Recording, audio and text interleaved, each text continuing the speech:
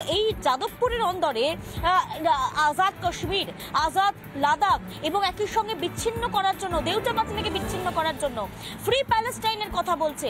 এই প্রত্যেকটা প্রশ্ন যারা করছেন, যারা দেওয়াল লিখন করছেন, তারাই কি রাম মন্দির ধ্বংস চাইছেন? আমরা চেষ্টা করেছিলাম যাদবপুরে যারা যারা ছিলেন, যারা যারা যাচ্ছেন তাদের সঙ্গে কথা বলার, যারা ছাত্রছাত্রী তাদের সঙ্গে কথা বলার, কিন্তু তাদের কাছেও উত্তর এসছে রিপাবলিক বাংলাকে তারা আক্রমণ করেছে, কিন্তু তাদের মধ্যে থেকে কেউই এইটার বলার বাহুল্য এটাকে অনুচিত বলে কোনো রকম ব্যাখ্যা দেয়নি।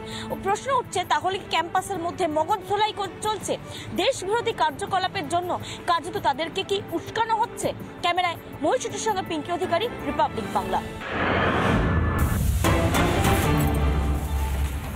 নজর রাখা যাক ব্রেকিং নিউজের দিকে। বীরভূমের খবর জানাচ্ছি আপনাদেরকে। বীরভূমের ডাকাত দলকে ধাওয়া করতে গিয়ে আক্রান্ত হতে হলো কাদেরকে? পুলিশকে লক্ষ্য করে গুলির ডাকাত দলে বরাত জোরে রক্ষা পায় পুলিশ কর্মীরা।